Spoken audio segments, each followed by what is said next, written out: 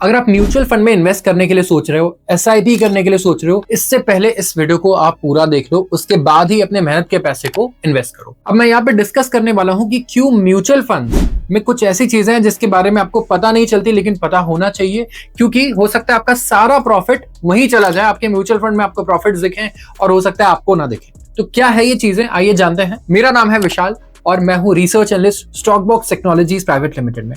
अब एक स्टॉकबॉक्स करती क्या है? स्टॉकबॉक्स एक सेबी रजिस्टर्ड रिसर्च फर्म है, तो हमारा काम है रिसर्च करना और आप जैसे लोगों के लिए इंटरेस्टिंग रिसर्च को लेकर के आना, ताकि आप इन्वेस्टमेंट्स कर सको, ट्रेडिंग कर सको। अब म्यूचुअल फंड पर आते हैं, तो म्यूचुअल फंड करता क्या है? यहाँ पे एक फंड मैनेजर होगा जो आपके सारे फंड्स जो आप जमा कर रहे हो उसे वो मैनेज करेगा, उसे इन्वेस्ट करेगा।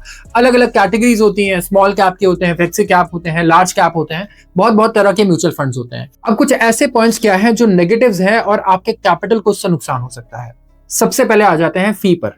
जो मैनेजमेंट फी है म्यूचुअल फंड की, वो 1 से 2% होती है हर साल। और म्यूचुअल फंड वाले कहते हैं कि अगर आपको प्रॉफिट देखना है ना, तो आपको 10 से 15 साल के लिए आपको ये पैसा इन्वेस्ट करना होगा, तभी आप म्यूचुअल फंड में पैसा लगाओ। तो यहाँ पर 20 से 30% आपके कैपिटल का कहां चला जाता है? सिर्फ मेंटेनेंस और मैनेजमेंट फी में। जी, तो ये एक बहुत बड़ा अमाउंट होता है। अगर आप 100% भी कमा रहे हैं, 30% आपका अगले 10 सालों में निकल जाएगा, जो भी आप अर्न कर रहे हैं, और वो बढ़ते हुए कैपिटल के साथ बढ़ते हुए कैपिटल पे लगेगा। तो जैसे जैसे कैपिटल आपका बड़ा हो रहा है, आपके फी भी काफी ज्यादा बढ़ते जाएगा। इसके बाद बात करूंगा दूसरे डीमेरिट की, और वो आ जाता है एक पेनल्टी।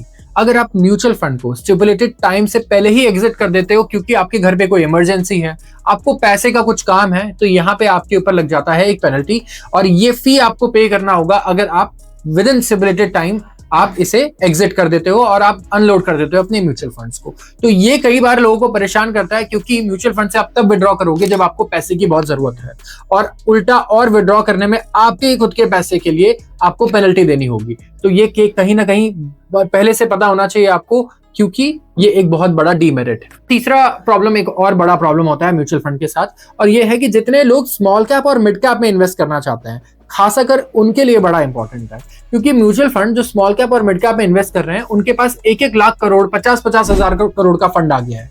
अब अगर ये 1% भी इन्वेस्ट करते हैं अपने फंड का, वो होता है 500 करोड़। अब किसी स्मॉल कैप कंपनी में आप 500 करोड़ लगाओगे, 1% आपको मिलेगा। अपने पोर्टफोलियो का आप 1% लगा रहे हो, और वो कंपनी कहां से कहां पहुंच जाएगी। इनके पास बड़े ही कम ऑप्शन बचते हैं। यस, इनके पास बहुत ही कम ऐसे स्टॉक्स हैं, भले स्टॉक्स बहुत अच्छे हैं स्मॉल कैप के, लेकिन जस्ट बिकॉज उनका वैल्यूएशन कम है, उसमें इतना फंड नहीं लग सकता, तो हो सकता है कि वो म्यूचुअल फंड उसमें पैसा ही ना लगा पाए। और ऐसे लाइव एग्जांपल्स हैं, आप खुद चेक भी कर सकते हो। तो हमने कुछ बड़े डीमेरिट्स यहाँ पे देख लिए म्यूचुअल फंड्स के, जिसकी वजह से आपको क्या हो सकता है? लॉस हो सकता है। आप बहुत अच्छी अपॉर्चुनिटीज को भी क्या कर सकते हो? मिस कर सकते हो। एक और चीज है जो आपको पता होनी चाहिए, म्यूचुअल फंड में अगर आप पैसा लगा रहे हो ना, तो होराइजन बहुत लंबा होना चाहिए। किसी को 2 साल, 3 साल, 1 साल, 4 साल, 2.5 साल के लिए अगर इन्वेस्ट करना है ना, तो म्यूचुअल फंड में उसके पास कोई ऑप्शन नहीं है।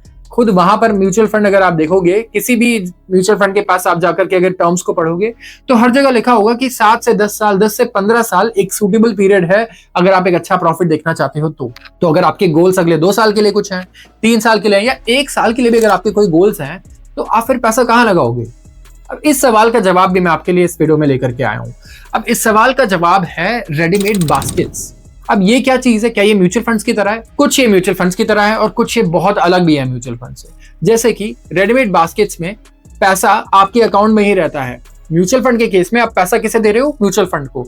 आप विड्रॉ करोगे, अर्ली करोगे, तो आपको पेनल्टी भी लगेगी। लेकिन बास्केट्स में ये सारा पैसा, सारा कैपिटल आपके ही अकाउंट में रहता है, तो आपको कोई चिंता ही नहीं। आप डेली देख सकते हो कि आपके अकाउंट में ये पैसा है और आप जब चाहे इसे विड्रॉ कर सकते हो। तो दूसरा इंपॉर्टेंट पॉइंट यही है कि विदाउट एनी पेनल्टी आपके ही डीमैट में पैसा है, आप उसे जब मन चाहे विड्रॉ कर लो।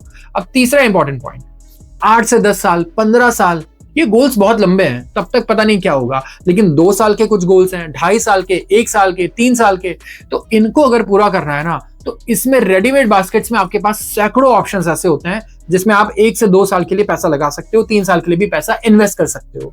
तो ये एक बहुत बढ़िया कैटेगरी हो जाती है। एक और बड़ा इंपॉर्टेंट पॉइंट, म्यूचुअल फंड्स में आप अगर पैसा लगा रहे हो तो आपको थीम्स नहीं मिलते जल्दी से, बहुत ही कम थीम्स मिलेंगे, लेकिन बास्केट्स आपको अलग अलग थीम पे मिल जाते हैं। जैसे कि इलेक्ट्रिक व्हीकल, आप क्लीन एनर्जी पे लगा रहे हो, आप अगर लगा रहे हो डिफेंस पे, तो ऐसे बढ़िया ऑल्टरनेटिव्स होते हैं जहां आपको लगता है कि अगले 2 साल 3 साल इस सेक्टर में बहुत अच्छा मोमेंटम है, तो उस सेक्टर में आप वहां पे पैसे लगा सकते हो। इसके अलावा एक बड़ा इंपॉर्टेंट पॉइंट है, म्यूचुअल फंड के पास अगर आपका पैसा है ना, तो रूल है कि वो पैसा ज्यादा दिन तक अपने पास रख नहीं सकता, उन्हें आपको लौटाना होगा। लेकिन अब ऐसा कभी देखा है कि वो पैसा लौटाएं? नहीं। तो यहाँ पे वो क्या करते हैं, किसी भी दाम पे कोई शेयर चल रहा है वो इसमें इन्वेस्ट करते हैं, भले उन्हें वैल्यूएशन हाई लग रही हो, क्योंकि उनका होराइजन भी बहुत लंबा है, वो 10 से 15 साल सोचते हैं, तो it is not actually a bad financial decision. लेकिन रेडीमेड बास्केट्स में ऐसी कोई लायबिलिटी नहीं है, तो आपका व्यू इतना लंबा होना बहुत जरूरी नहीं है। प्लस आप रुक सकते हो, आप पैसा चाहे ना लगाओ उस वक्त, अगर वहां पे वैल्यूएशन बहुत ज्यादा मिल रहा है, अगर सेक्टर बहुत ओवर वैल्यूड है, तो ये भी एक बहुत बड़ा एडवांटेज है। और इसी हिसाब से अगर आप देखोगे तो डिफेंस जैसे एक थीम है, मैं आपको बताता हूं, यूएस में अगर आप देखोगे तो डिफेंस की कंपनीज 180 से 200 बिलियन डॉलर का रेवेन्यू करती हैं। यूरोप की जो डिफेंस कंपनीज हैं वो 150 से 200 बिलियन डॉलर का रेवेन्यू कर लेती हैं। लेकिन इंडिया की कंपनीज अगर आप देखोगे तो इनका रेवेन्यू अभी बहुत कम है। अगर स्पेसिफिकली अगर आप आर्म्स के बेसिस पे आप रेवेन्यू देखोगे तो यहाँ से 20 से 30 बिलियन डॉलर का रेवेन्यू आपको बस देखने को मिलेगा मुश्किल से। तो यहाँ पे जितनी बड़ी उनकी एक कंपनी होती है, उतना बड़ा हमारा पूरा डिफेंस इंडस्ट्री भी नहीं है। जैसे कि मैं एग्जांपल ले लूं, यूएस की जो सबसे बड़ी डिफेंस कंपनी है उसका वैल्यूएशन ही 250 बिलियन डॉलर का है। इंडिया की डिफेंस पूरी इंडस्ट्री आप ले लो तो शायद 60 से 70 बिलियन डॉलर की होगी मैक्सिमम। तो आप ये देख सकते हो कि अगले 10 सालों में कितना पोटेंशियल है ग्रोथ का।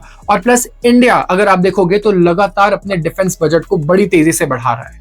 तो यहाँ पे स्टॉक बॉक्स ने इसीलिए क्या किया है, एक डिफेंस बास्केट लॉन्च किया है, और इतने कम दाम पर किया है कि आप छोटे से छोटा अमाउंट भी लगाओगे तो आपको कोई दिक्कत नहीं होगी, आपको इसकी फीस भी बिल्कुल ज्यादा नहीं लगेगी। इंपॉर्टेंट थिंग, पैसा आपके अकाउंट में रहेगा, आपके डीमैट अकाउंट में रहेगा, आप हमेशा खुद से देख सकते हो, इसमें कोई पेनल्टी नहीं है विड्रॉ करने पे, आपके अकाउंट में ही पैसा है, आपको कोई चिंता नहीं है कि आप अर्ली विड्रॉल कर पाओगे या आपको 10 साल ही रखना है या क्या करना है। तो ये सारे एडवांटेजेस के हिसाब से अगर आप देखोगे तो रेडीमेड स्टॉक बास्केट्स, ये जो नए टूल्स आए हैं इस टाइम पे मार्केट में, ये कहीं ना कहीं म्यूचुअल फंड का एक बहुत ही अच्छा ऑल्टरनेटिव है। अगर आपकी रिक्वायरमेंट्स मैच करती है इसके साथ तो आप चेकआउट कर सकते हैं। इस वीडियो के लिंक में आपको कमेंट में एक डिस्क्रिप्शन में आपको और कमेंट में एक लिंक मिल जाएगा, उस पर अगर आप क्लिक करते हैं तो आप एक्सेस कर सकते हैं, चेकआउट कर सकते हैं इन सारे बास्केट्स को। और आप एक स्पेशल कूपन कोड भी यूज कर सकते हैं जो कमेंट सेक्शन में लिखा है, ताकि आप एक अच्छा प्राइस, एक स्पेशल प्राइस यहाँ पे अवेल कर पाए।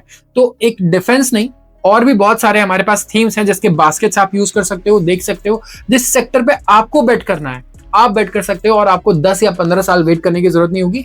आपका अगर एक्सपेक्टेशन कम है और टाइम होराइजन भी आपके लिए कम है तो आपके लिए ये परफेक्ट अपॉर्चुनिटी है।